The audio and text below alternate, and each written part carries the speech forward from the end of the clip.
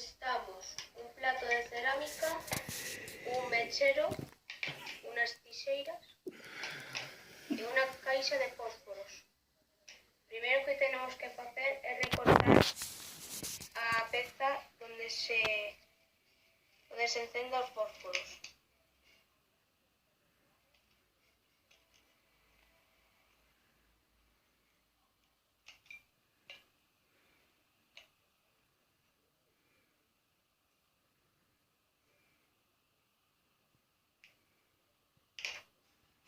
Despois tenemos que doblarlo por esta parte.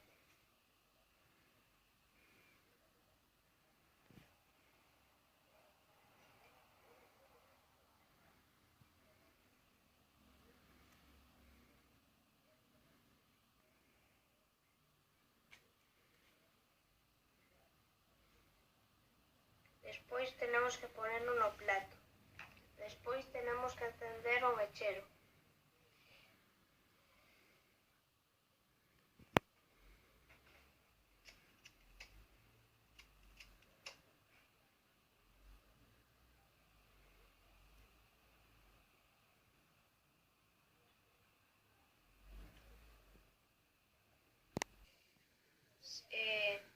Se converte en polvo o cacho de papel.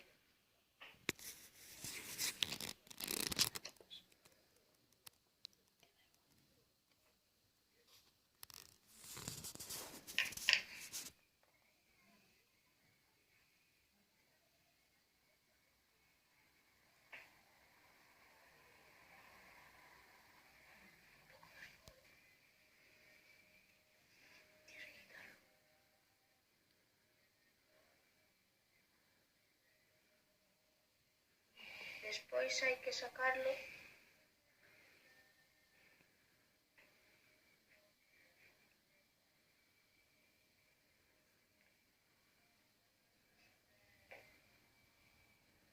e despois tenemos que pasar por un dedo